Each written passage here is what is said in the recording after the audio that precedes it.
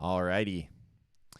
Well, hey, good morning, everyone. Welcome to the Monterey Bay Aquarium and the Monterey Bay Aquarium Research Institutes here live all across the internet. My name is Patrick. I'm right here in the middle. Welcome, everybody. And here is our wonderful panel of wonderful folks from not only, looks like we've got one more expert that's wanting to come into the room here. Looks like Kira has just decided to come on in. We'll welcome her into the chat.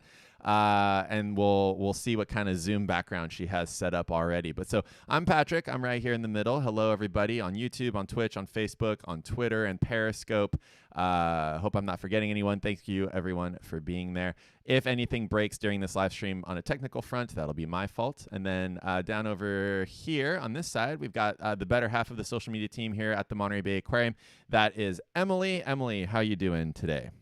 I am doing fantastic, Patrick. Just getting everything set up on my end so that I can look at all of the wonderful questions that I'm sure that folks will be sending in to us today. Excellent. And so then right below me here is George Matsumoto from the Monterey Bay Aquarium Research Institute, or MBARI there. Then over to this side is Cassie. And then down over here, over there, I'll figure it out one of these days. Over here is Kira. Kira, George, and Cassie are going to be the intrepid folks out there on the social media feeds answering all of your questions here live as we go. So send us your questions, and if you see George, Cassie, and Kira answering those questions on Facebook and Twitter, etc., that's those folks over here. But over to the opposite side of me, over here is our esteemed guest for today. It is Dr. Steve Litvin. I'm going to spotlight your video right there. Hey, Steve, how you doing today?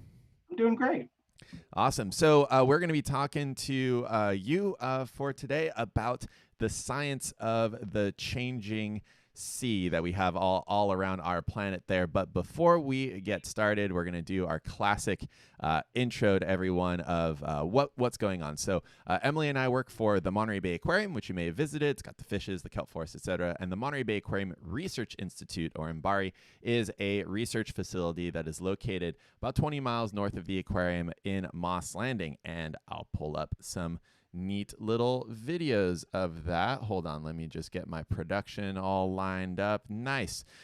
So the Monterey Bay Aquarium Research Institute, or MBARI, is located at the mouth of the Monterey Submarine Canyon, which is a very, very exciting feature on our planet. You can see it right here in this animation. Monterey there to the left, Moss Landing there in the center. And coming out from Moss Landing is this canyon that goes down 2 miles deep. So the canyon itself is a mile deep from the rim to the bottom, sort of like having the Grand Canyon underwater. And then there's another mile of water that is above that. And so the Monterey Bay Aquarium Research Institute is located in a perfect position to be able to go out into that world and explore the deep ocean. Here is one of those research vessels that you may sometimes see out there in the Monterey Bay. Aboard those research vessels are vehicles known as ROVs, or remotely operated vehicles. This one here is called the Ventana, and that is traditionally how we've been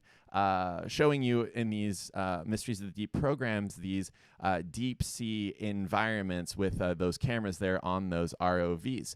But what's important also for you folks to know out there is that MBARI is not just about the deep sea. MBARI is about using technology, engineers, and scientists working together to study the entirety of the ocean, the ocean system. And so we've got lots of other systems and experiments going on to study overall oceanography, figuring out what's going on out there around the world in bodies of water, sometimes not even salt water out there. So there's so much more research that's going on in MBARI. We focus very heavily on what's happening in the deep sea, but there is so much science that is going on, and that is why we have Dr. Steve here with us today, because we're going to be talking about some of the larger big picture science that's happening from the deep sea, but then also to the near shore there. And so without further ado, let's see if I can get Steve up here highlighted. So Steve, did I do an okay job introducing a little bit of what we're doing here? Oh, you did a great job. I think better than I would have done. Okay, awesome. So can you tell us, well, let's see. It looks like we might be having some issues over on Facebook. But Steve, while we try to get Facebook going, can you tell us a little bit about your job at the Bonner Bay Aquarium Research Institute? What is it that you do out there? So I'm a senior research specialist in the benthic ecology group led by MBARI. And we're really just interested in how our natural environment shapes the marine communities we see, particularly benthic communities, communities on the bottom of the ocean. So that both encompasses how the natural variability we see in our ocean. So being out here on the West Coast, we have something called upwelling, like every spring, cold, deep water comes up to the near shore, full of nutrients. That's why we have big kelp forests here and productive fisheries, but also that brings cold, low pH, low dissolved oxygen water. So that variability shapes our community. So we're interested in how that type of variability and sort of variability due to climate change in the future will affect the ocean. That's excellent. Can you tell us a little bit about what you've got behind you on your Zoom background? Because we're going to be using some of Zoom's incredible features that I'm sure everybody out there is familiar with these digital backgrounds here. Can you tell us a little bit about what your background is right now? What's that kind of science that you got going on there? So this really highlights that interplay between engineers and science at MBARI. So this is from some of our deep water coral work. So not everybody out there might know, but there are corals in the deep ocean, just like there's corals in shallow coral reefs. And we're really interested in why we see really robust communities of coral some places, and there's some sponges in there too, they're yellow, and why we don't see them other places. And that big thing sitting to my left is essentially a big time-lapse camera system that has some really neat features. So that's sitting about 1,200 meters down. So that's about 3,600 feet down at a system called Sur Ridge off of Big Sur. It's a ridge system that's full of corals and sponges. And we just recently deployed that in March. And it will be taking pictures of a coral community for more than a year, about every hour. Wow, that's awesome. I've got some of that coral there that you might be filming there behind you there on the production side. And then here, let's see if I can just put all of us full screen again. So Steve, actually that device that you have right there next to you is something that ROV pilot Ben Irwin talked about. He did a 3D scan of that. So for those of you folks who may have seen some of the productions we've done here previously, go back and find ROV pilot Ben Irwin's episode, or go to MBARI's Sketchfab. So go to Sketchfab and then search for MBARI, and you'll find, oh, there it is right there. Ooh, Steve's got, there it is. Nice. So this was a little talk that we did with some of that technology there. So you can actually have this view in your VR headset if you have one of those, or you can zoom around it in 3D in your web browser and you can see this huge boulder there in front of you. And Steve, that's awesome that you had that queued up. We didn't even prepare that. That was perfect. Yeah. And for those of you who are thinking about how big this rock is, the coral cam is about 7-8 feet tall. So you can think about how big those corals are and how big that rock is. That's very cool. So with that, we've been talking. Wow, I can't even believe it. Already we've been streaming for almost 10 minutes here, Steve. But I did want to highlight, let's see, let's get Emily up there. Emily, there's some folks out there, I'm sure, that are asking some many questions out there. Can you tell us a little bit about what the folks want to know out there? We'll start throwing Steve some questions here. Yeah, so we've got people tuning in all across the internet with us right now. Hello, everyone. Thanks so much to the folks over on Facebook who stuck with us through some technical difficulties right at the beginning of this stream. We're very glad to have you here joining us right now. Steve, can you tell us a little bit about how you got into the job that you are doing right now? We have lots of folks who are curious and very excited about deep sea exploration and love the jobs of the many wonderful guests that we've had on stream. Can you tell us a little bit about your journey into deep sea marine science? Yeah, well, my journey was actually pretty gradual. You know, I first probably got interested in marine science as a kid when I lived on the campus of the University of British Columbia. And I remember going out with a bunch of students into the intertidal. And that really sort of got me rolling. I went through my typical kid shark period, but I ended up getting a PhD working in salt marshes on the East Coast with juvenile fish. And while that sounds really distant from working in the deep sea, really what interests me and what I love to think about is how organisms interact with their environment and interact with other organisms to sort of shape what we see out there, to shape ecosystems. And so my work from the East Coast brought me here to California, where I started working on climate change questions in the near shore. And when an opportunity arose here to work at MBARI on similar questions, both in the near shore and in the deep, I jumped at it. I've always, I shouldn't say always, in the second half of my career, I worked a lot on that intersection of you leveraging engineering to ask scientific questions. So I was especially excited about that coming to MBARI. That's excellent. Amazing. I just wanted to, I see in our chat here. And I just spotlit myself. That's why there's that in front of me. Steve, there's a really awesome question from former staff at the aquarium. Want to say hello. Hey, Raynell, Pauline. Hey, Raynell. Hey, Raynell. Thanks for being there.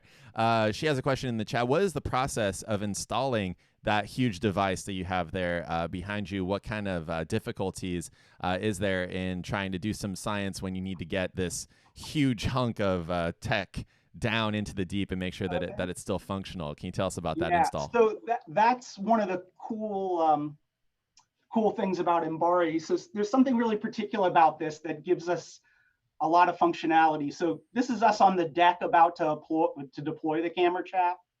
And we literally dump it over the side. And just chuck it. Yeah, well, we don't chuck it. Okay, all right. We have very skilled people on the flyer who gently put it over and let it go, and it slowly sinks to the bottom. And then actually the dock rickets picks it up and flies it to the location we want. But you might imagine that, that's not a gigantic camera. We're seeing a couple feet by a couple of feet. So we might be really particular about where we want to point it.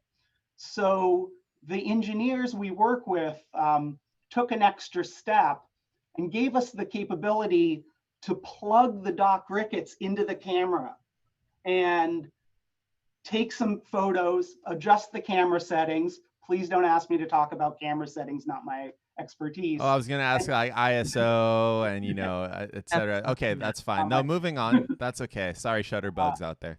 Yeah, so basically once we get it on the bottom, this is actually a tilt mechanism.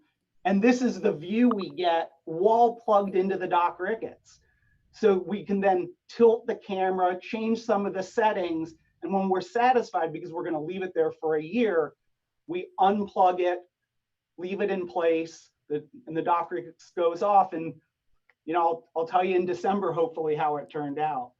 That's awesome. Yeah, I had some video of the dock rickets, that ROV playing there in the background, so folks know one of those remotely operated vehicles.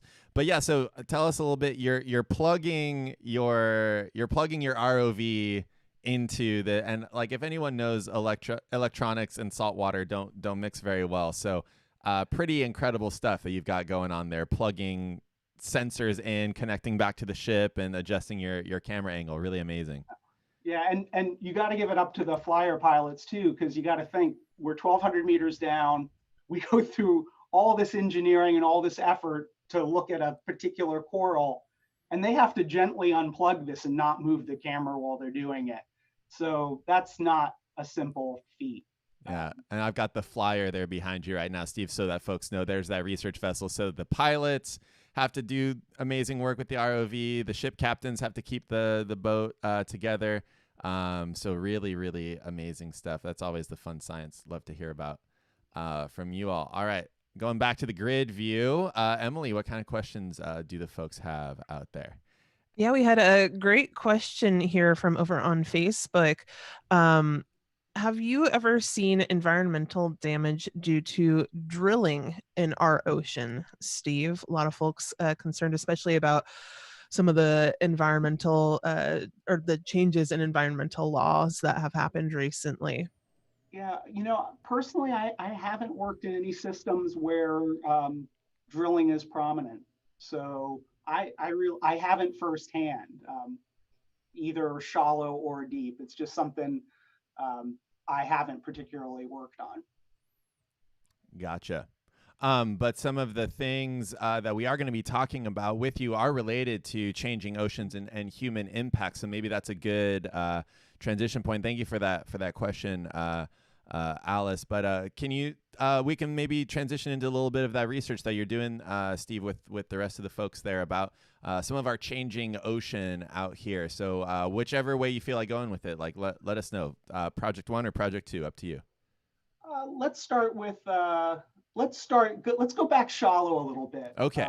Let's go A deeper understanding about shallow things is shallow. where we're Yeah. headed. Okay. So we work here. I mentioned that we are in an upwelling system, and I'm going to just let this little video play in the background. So along California and in a lot of places in the world, like Peru and the southern part of Africa, in the spring, winds blow along the shore, and because of a combination of how those winds and how the earth spins, literally the top waters of the ocean get pushed offshore, and these cold, deep waters get pulled up to the surface near shore. And those have a lot of nutrients. We get a lot of productivity. That's the Peruvian anchovy fishery, our kelp forests. And this introduces a lot of variability into the ecosystem. It's variability in temperature, dissolved oxygen, and pH. So we're really interested how this variability will change in the future and how that might affect marine ecosystems. So, really basically, we think in the future, it'll be a little warmer, it'll be more acidic, there'll be lower pH, and we'll have a lower dissolved oxygen.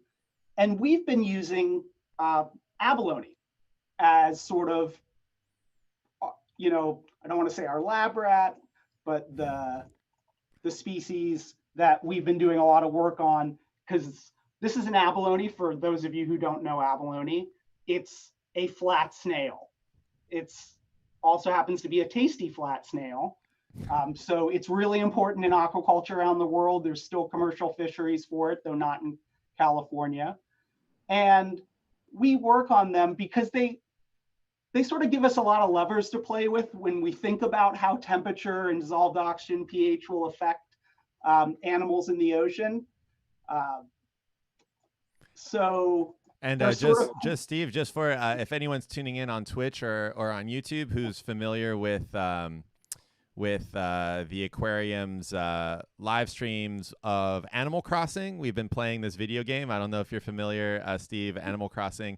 And in that game, there is an abalone, and it might even be a red abalone like this species. So if you folks are interested in finding out some abalone facts or things like that, we've actually been doing some talks. So abalone is having its 15 minutes for sure in video game and lore out there. So in case anyone out there is playing Animal Crossing, go find some abalone, go dive for them, and you'll see exactly what Steve is referencing. Okay, back to you. And as you knew, they're super fun to dive with because you can feed them kelp, and they're really cute. But we use abalone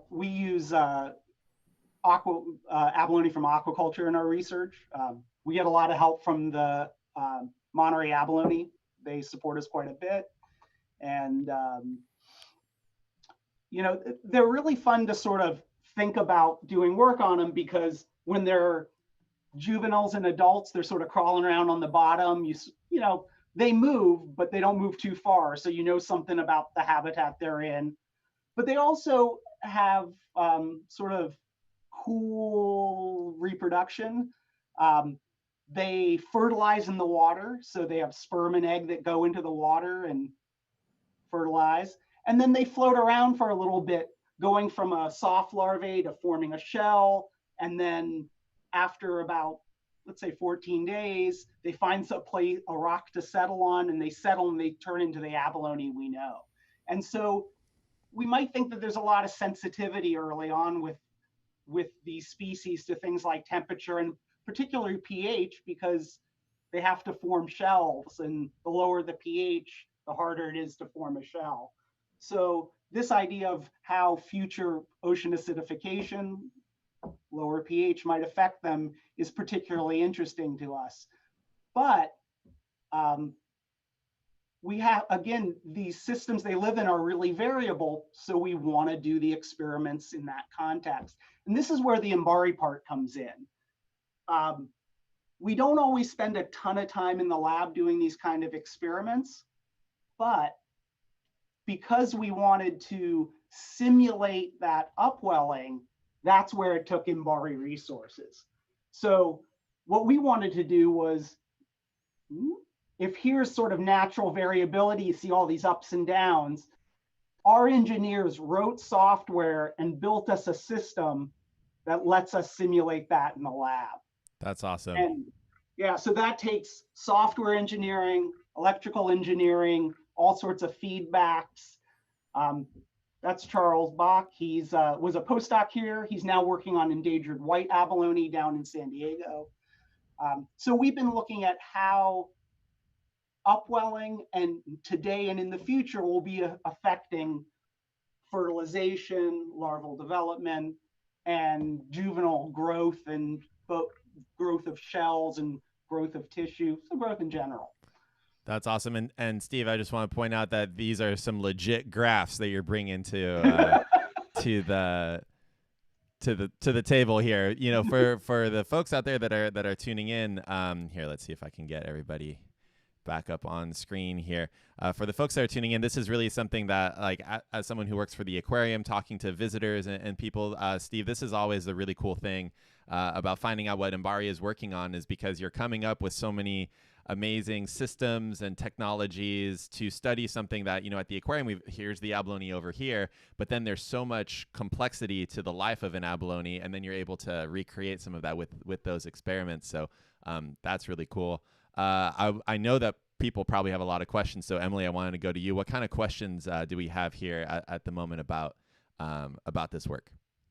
Yeah, people curious kind of about the experiment itself. How is it going? Yeah, any kind of update with that there, Steve? Yeah, and I think the big take home is the future isn't completely bleak. And oh, that's good to hear. Okay. Okay. That we were all holding. Yeah, you heard it here on the Aquarium and MBARI social media feeds first. Everything isn't horrible. Yeah. Okay, and nice. Of course, because I'm a scientist, I'm going to say it's a little complicated. So it definitely, we feel, you know, we're seeing things like very far future predicted low pH is going to make it really hard for abalone to be able to fertilize, for that sperm and egg to get together and successfully fertilize, for the larvae to develop. I'll just show you a quick picture of, you know, this is some of Charlie's work, where if we look at larvae after about 9 days under current conditions, under these current upwelling conditions, they're starting to form shells. They're sort of starting to look like little abalone, but under, you know, far future, what we call business as usual, sort of, if all of the trends keep going how they go, you know, you see a lot less successful development. But on the other hand, we're seeing with fertilization and with juvenile growth that maybe conditions 20 years from now, the increasing temperatures might actually be a bit of a bonus. They might offset some of the negative effects of the decreasing pH. So the near term sort of prediction is more mixed. There's some positives, there's some negatives, and we have some buffer of time to have a chance that if we don't continue business as usual, that we have resiliency built into these ecosystems. And that's really what we want to know, is how resilient are they? How much sort of a pounding can they take and still do what they do? That's it. That's awesome. Yeah. That's really interesting. Yeah, because that's so similar to, I mean, the work that we do with sea otters at the aquarium is about resiliency and coastal resiliency. And we see it in Elkhorn Slough, like right next to where you are with the work there. So that idea of a resilient ecosystem that can buffer these changes it's yeah, cool to hear. It's all that same thing. Emily, more questions. Yeah, I know that we talk about resiliency so much at the aquarium in so many different ways. So, I mean, this is just, it's so fascinating to listen to, just as someone who communicates about this all the time, seeing that data before our eyes of the resiliency of the ocean. But Steve, I'm sure that there are folks out there who are curious of, when we talk about this resiliency, there is a point of no return. I've seen a question come up here. Um, Again, that kind of makes it sound very bleak, but in your opinion, what are some things that we can do to kind of keep ourselves from reaching that point of no return? Yeah, that's a big question. I mean, And if you need to sit down or, Yeah. just like I need a coffee break and a out, cracker. break out a pipe and just kind of, Coffee, yeah. let us know, Yeah, it's clear. There's a lot of variability in the ocean. They're very, they're as we talked about upwelling. You can just see they're incredibly variable systems. There's a lot of resiliency. All these organisms have their tipping points, and then what we know less about is how ecosystems have tipping points, because all these animals are, and plants and animals and phytoplankton are connected. It's clear that pH is going down because CO2 is going up, and there's a lot of people working on those questions, and those are really big questions that go beyond the science I do. But clearly the increasing CO2 is having an effect. Clearly the increasing temperature is having an effect. I think for those of us who scuba dive, seeing fish from down south in California a little more than we used to is an indicator of that. So, but everybody does matter. So all of us being a little better, my favorite one is the 2-mile rule, trying to not, ride your bike or walk if things are within 2 miles, is sort of my little thing I try to do. But it'll all help. Yeah, I think to that point, the science that you're doing and that MBARI is doing, and the work that we do at the aquarium, it's part of that ecosystem of understanding how our world works. And it's important to know that individual action builds up to community action, builds up to country level, planet level action. So as everybody out there is on social media, like what you do in your everyday life is important. And also, as everybody is learning about how the resilience of people and communities work, getting involved with your communities and your larger ecosystem is that big thing there. I don't know if you meant to transition into this, but about the diving aspect, but there is some science that I think that we should talk about, because I was very fortunate to be invited to help dive on some of this. George and I did a dive on this particular project that you were working on. And then for the folks that might be watching the Monterey Bay Cam, which there's usually about 100 folks on YouTube watching the Monterey Bay Cam every day, sometimes the camera pans to the beach and you see some cables at a low tide sticking out from the beach, and those are actually connected to some science that you're doing. So I don't mean to transition you hard over there, but it seemed like a good segue there. It's a great point. And I'll throw up a quick map. I don't have a lot of super cool graphics from this, but this is what's called the near shore FOS. FOS is free carbon, I hope I get it, free ocean carbon enrichment, Yes. which are a series of, it's sort of, it's a concept. It's doing ocean acidification experiments, not by setting the pH at 7.8, but rather doing experiments in the ocean. And there's all this natural variability. Could be here it's upwelling, other places it could be mostly driven by tides. And you offset the pH lower relative to that background and do the experiments in the ocean. So this was designed at MBARI. People have taken the design and done things all over the world. And our FOS system here that we're working on is actually right next to the aquarium. So you mentioned those cables that are going out. Basically, we have what's essentially a USB hub at about 15 meters depth off of the kelp forest next to the aquarium. And that provides us power and communications. And we also have a hose that runs in CO2 enriched low pH seawater out to it. And there isn't, our experiments removed right now. We're actually re-engineering it and plan to put it back in next year. But we have up to 4 chambers out there that for us to do experiments in. So that same kind of software I showed you about the lab experiments, we use that same software to control the pH in these chambers on the bottom next to the aquarium. So that's about 6 feet long and a couple feet wide. And what's neat, it allows us to also not just do experiments about how individual species respond to changes in pH, but gives us sort of the space to look at how species interactions change due to changes in pH. That's excellent. Yeah. So for the folks out there that might be watching that Monterey Bay cam, when it pans over to the beach and you see the red cable there, those are connected to some science out in the ocean and back on shore at Hopkins Marine Station, which is right next door to the aquarium as well. So Steve, thanks for answering that question for the folks that might be watching that cam. Speaking of answering questions, Emily, what do the folks want to know out there? Well, I know that I threw it to a very deep question last time, so I figured we'd go a little bit lighter on the topic. We're in the near shore, Emily. Remember, we're about shallow things here. Yeah, we're talking about less high stakes question for you right now. I don't know. Maybe it's a very high stakes question right now for you, Steve.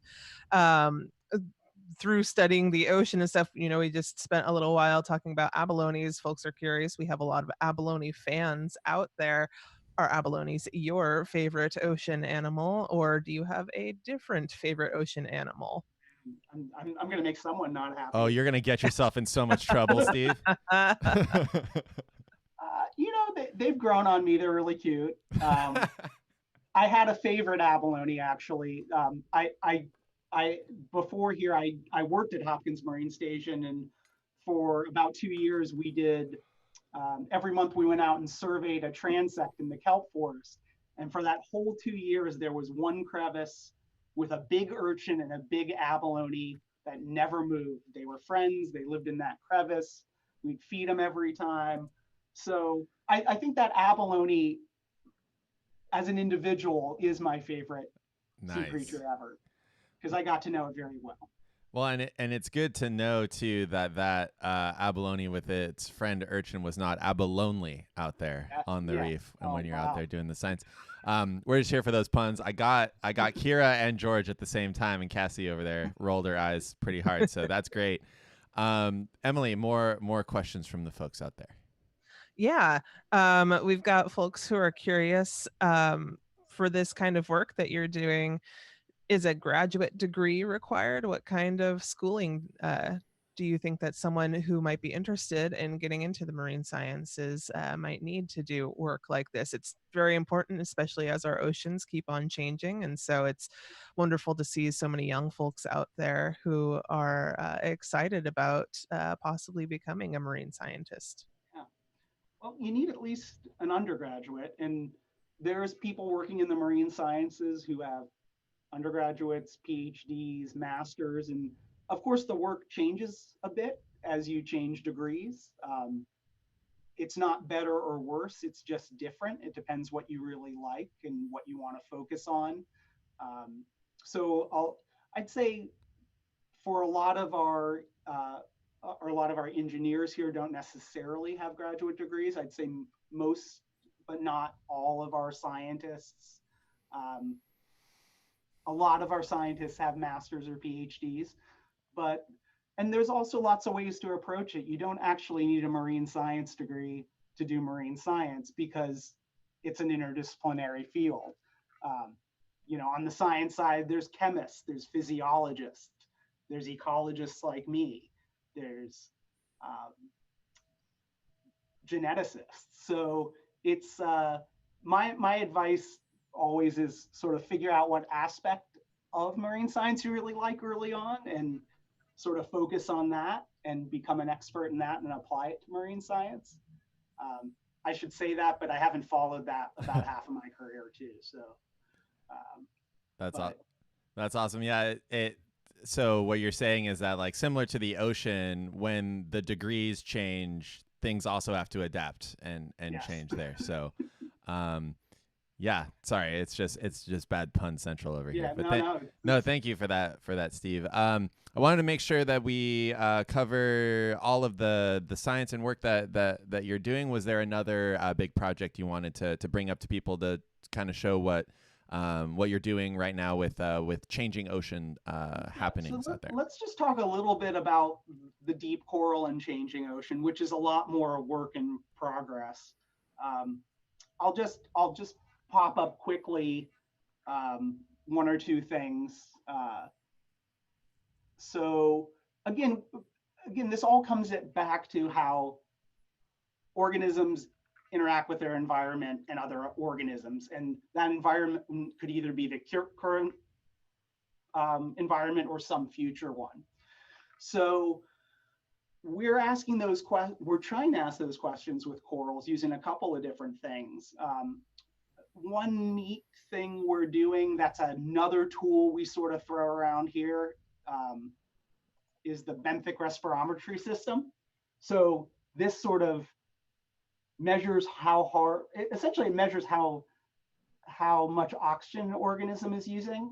And that's sort of a measure of how it's doing in a way, sort of how its engine's running. And this is a system we deploy much like the camera trap. We drop it in the ocean and then we use the ROV to find an organism and put it in there's 8 chambers. And there's a little picture there of us putting a coral in there. And right now we're updating that system to be able to manipulate pH. So we really want to see how in the ocean, we say in situ. So we put this down, we put a piece of coral in, and remember they're colonial organisms, so we can break off a piece and put it in. And we really want to understand sort of how they react to changing pH. So that's a tool we're using. More on the imaging side, we showed that cool picture of the rock bend image. Sorry, let me get that back up. But if you look, there's a couple little things sitting, that little yellow thing, there's a smaller one here. Those are instruments that help us understand the flow.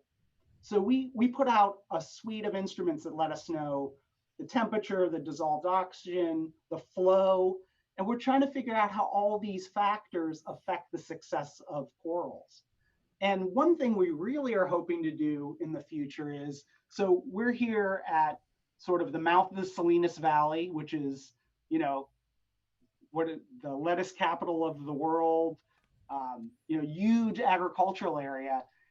And ag's really, really advanced in using remote sensing to understand the health of their plants. So they do things like use drones, fly them over fields, and that image is what's called a hyperspectral image. So they're imaging at all different wavelengths of light. So instead of taking like a normal picture in color, they're taking pictures at individual wavelengths. And they can use that to understand things like, does the plant need nitrogen? Does the plant not have enough water? So that's an image of water stress.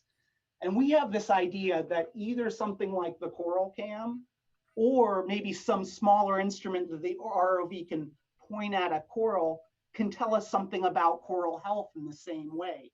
Maybe it'll tell us how many eggs it has, how much fat's in it.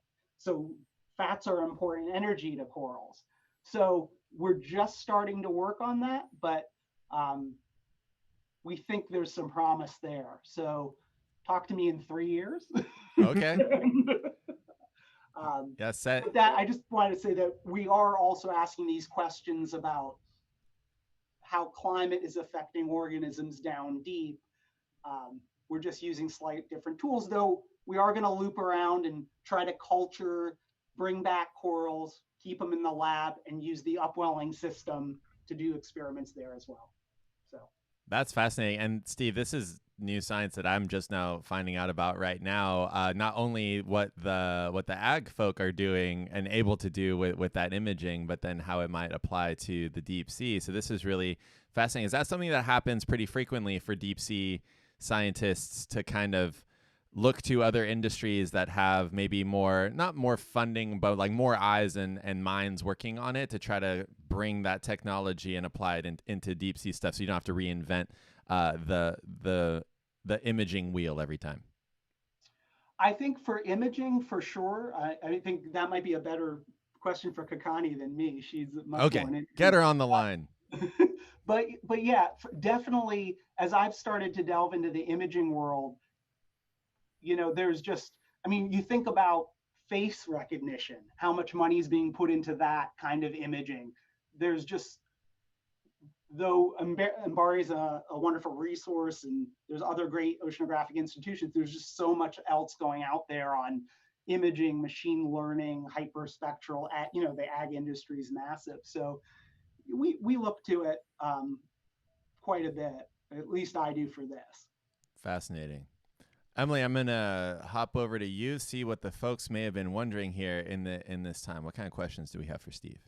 Yeah, so one that I definitely want to address right now, I think that a lot of folks who are tuning in are really familiar with shallow water corals, Steve, and especially as we've just been talking about, climate change and how it's affecting our ocean and our changing ocean right now, and in particular, when we talk about corals, a lot of people are now familiar with zooxanthellae. Now, when we talk about deep sea corals, that is much further away from the sunlight, where those zooxanthellae would be photosynthesizing and living in symbiosis with a coral. So, for deep sea corals, what are some of those really important things for them? Do we have to worry about bleaching with deep sea corals? And can you tell us a little bit more about the deep sea corals, just ecology in general?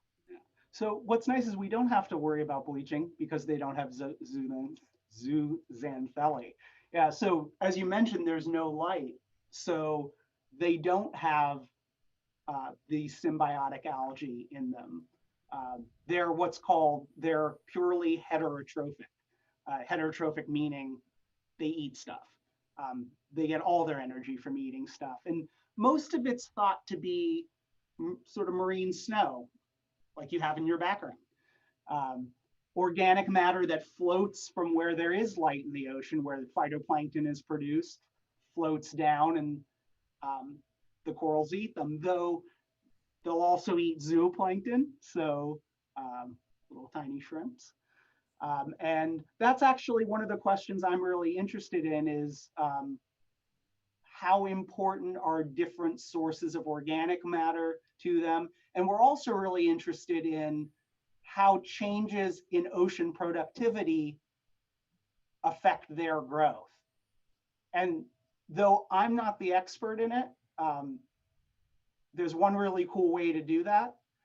For those of you who don't know a lot about corals, certain deep sea corals, not all of them, not like the Paragorgia, the pink stuff that you've seen in a couple pictures, but the bamboo corals grow like trees.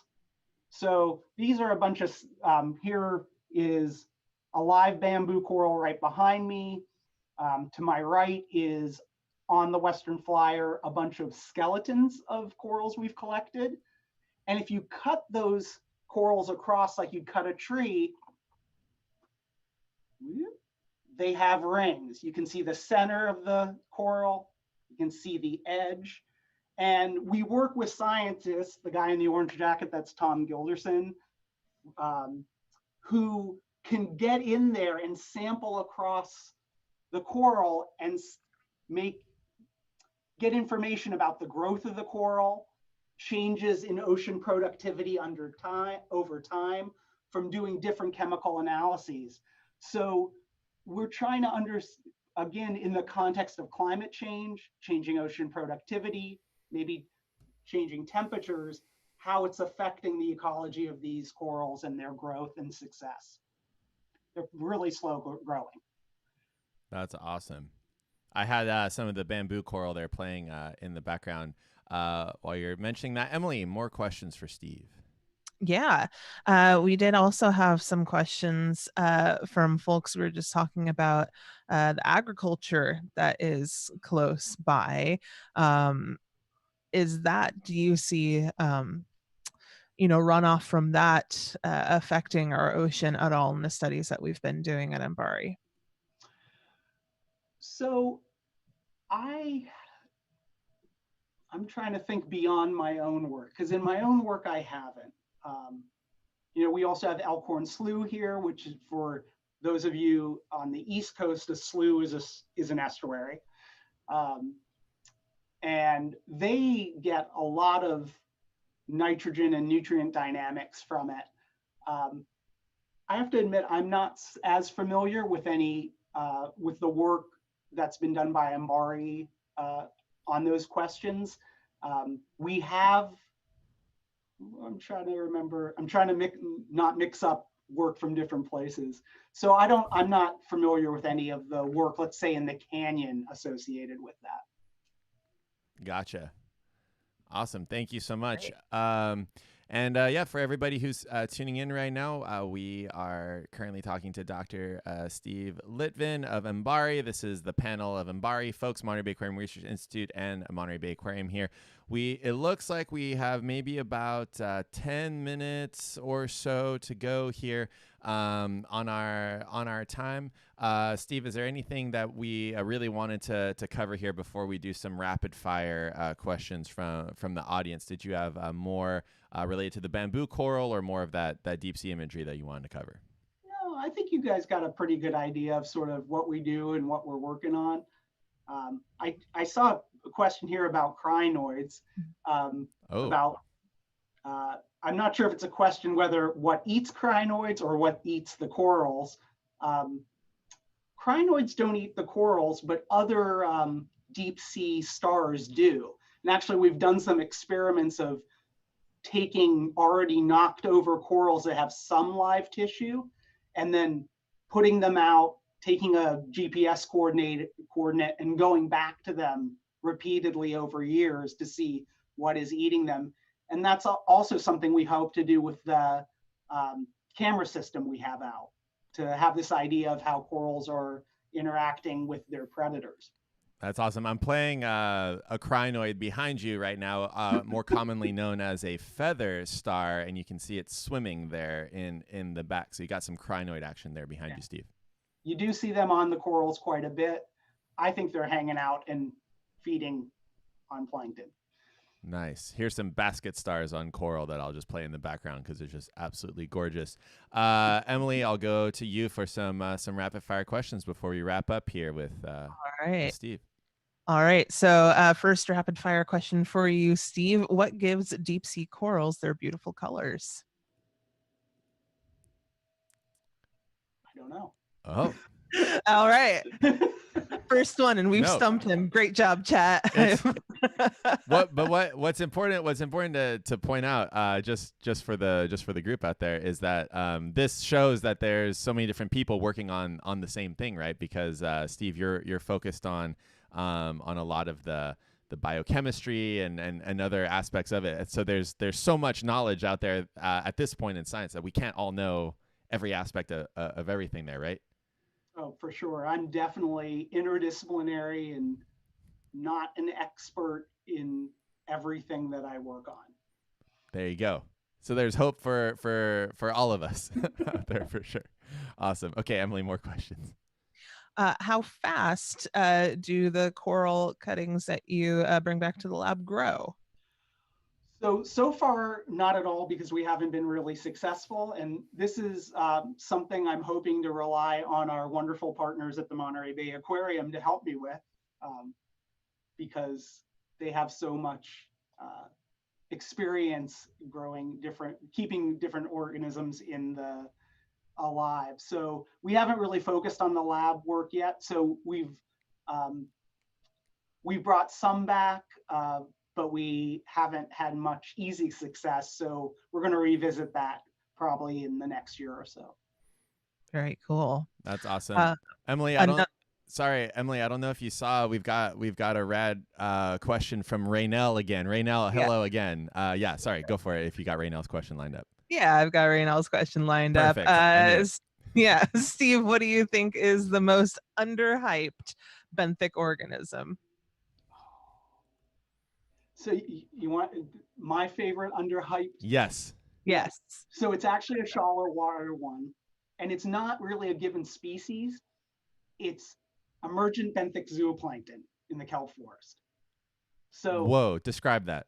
So it sounds fancy, it's not. It's emergent, so they emerge from something, benthic from the benthos, but they are zooplankton. So there's a community of zooplankton in the kelp forest that essentially live in the sediment during the day and come out at night to feed. And they're really important food resource for a bunch of animals in the kelp forest. And their role is really understudied. And there's a couple of like classic papers from the early 80s where people put out traps for these in mostly Southern California kelp forests. So when I worked more in kelp forests, I was really fascinated about their role, because you don't really read much, but what's out there hints that they're really important.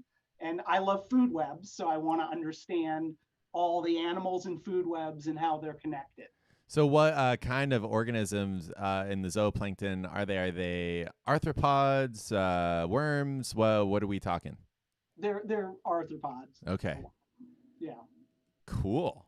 There probably are worms. For some reason, I can't get as excited about worms. Sorry. So emergent benthic zooplankton, or EBZs. Yes, EBZs. Nice. You heard it first here. EBZs. Shout out. Nice. Cool. Emily, more questions. What is your favorite place that you have gone scuba diving, Steve? So this is like sort of a like secret admission. So I never really scuba dived till about halfway into my time in California, and I don't recreationally a lot. So I don't have like a lot of exciting places, but my favorite place was actually diving in the Red Sea. Oh, whoa. In Eilat, but not in one of the like best places. This wasn't Sharm el Sheikh or one of the places down in Sinai, but I loved it because it was really pretty. It was a shallow coral reef, but also I have a lot of family there, and I stumbled into a project there, never thought I would work there. So I got to dive in the morning and do paddle boats with my cousin's kids in the afternoon. Wow. So as a whole experience, it's my favorite diving ever. And the Red Sea may be lesser known than Indonesia to the general public, as far as the Coral Triangle is over there, right? In the Indo-Pacific, but the Red Sea, one of the most intense coral communities that anyone can really go dive in, right? Like just really amazing wildlife over there. Yeah. All right, sorry, that was a leading question for you, Steve. Yes. Oh, I will say it's also my most disappointing scuba diving. Oh no! I'm sorry. Oh no! Only because rumor was there was a whale shark, and I got shawarma instead. Oh no! Well, you said you're all about those food webs, so it's understandable that would be the choice you make. It's really good shawarma. Okay. This might lead in to our next question that we had, which was, what's something that you've always wanted to see but you haven't yet? Your white whale. It might actually just be an actual whale shark. Right. Says your white whale there. Shark, not whale, but yeah. Yeah. I would I probably wouldn't like it in the moment, but I think seeing some bigger shark in one of our our kelp forests would be amazing. Like, just absolutely amazing. Yeah. I'm not sure I'd like it in the moment though. Sure. But Well, as long as you have a camera and then maybe like a scientific experiment, you could like yeah. ask it like, "What are your opinions on climate change?" And then like as it swims away, you know, get some of that data. All right. Maybe one or two more questions here before we wrap up. Emily, what's another one? All right. Another question that we had for you here, Steve, is if you could give advice to young people who might be interested in studying corals, what kind of advice would you give them? I think for anyone who are, interested in marine science or marine ecosystems, um, I would say start getting experience as soon as you can. I'd also say, think about what you want to do with them, in the sense that when we think about understanding coral systems or any marine system or working with them, that could, again, mean everything from being a chemist to being an engineer to being an economist, um, to being an artist. We all have these things we inherently like to do, and sort of finding both what you really like to do to day, and if it's the ocean, what kind of ocean ecosystem you're interested in. Connecting those is really the way to pursue a career, rather than thinking, looking at somebody's work, uh, and saying, I have to be a chemist or I have to be a mathematical modeler, which we work with mathematical modelers and they're wonderful. And, but we all don't want to stare at equations all day. So, but get experience. There's lots of ways to get experience. Particularly, and these days, no matter where you go to school, there's always those summer programs, like the MBARI summer internship. Just to give a plug to that. Nice. So look for those experience, make time for them, and do the work in the context of what you love. Awesome. And I think maybe a final question, Emily. Do you have one of those? One of those types of final questions? Actually, I think that we got to most of the questions. Oh, okay. Well, Patrick. That's incredible. Well, thanks everyone for asking those questions. Steve, maybe some parting thoughts.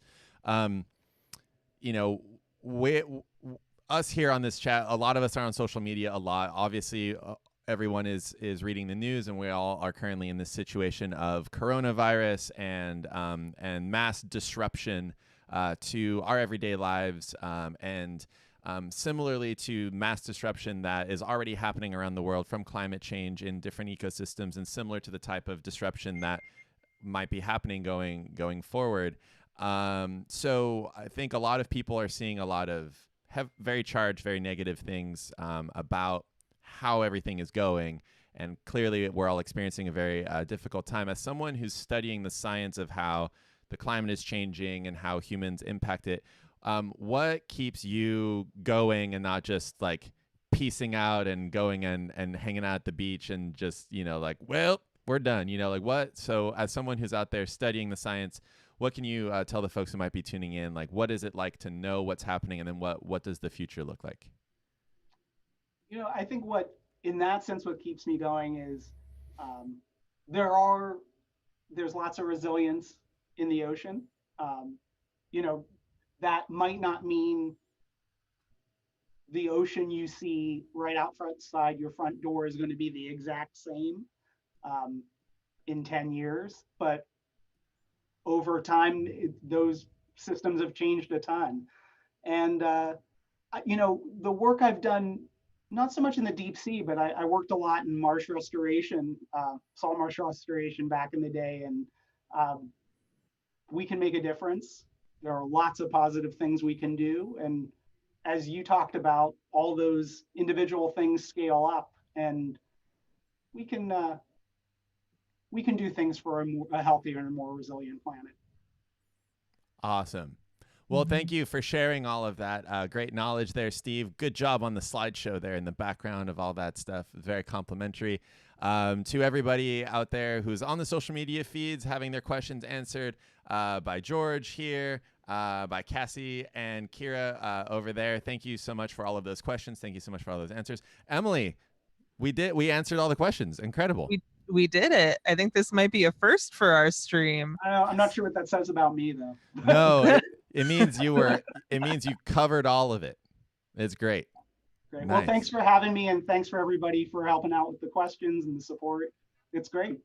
Absolutely. Thank you so much, everyone, for watching. If you want more of this style of content, Mysteries of the Deep with MBARI, it's on a playlist on MBARI's YouTube channel, on our YouTube channel, and on our Twitch VOD as well. So I don't know what episode this is. It might be episode like 8 or 9 at this point. There's plenty of science out there to study and plenty more coming from MBARI. Head over to mbari.org for more information there, and then give us a follow on all of our social media channels so you'll know when more of these talks are happening and some more ocean science. With that, everyone, thank you so much, and we hope to see and deep sea you again soon at the Monterey Bay Aquarium and the Monterey Bay Aquarium Research Institute social media feeds. Thanks, everyone. Thank you. Thanks.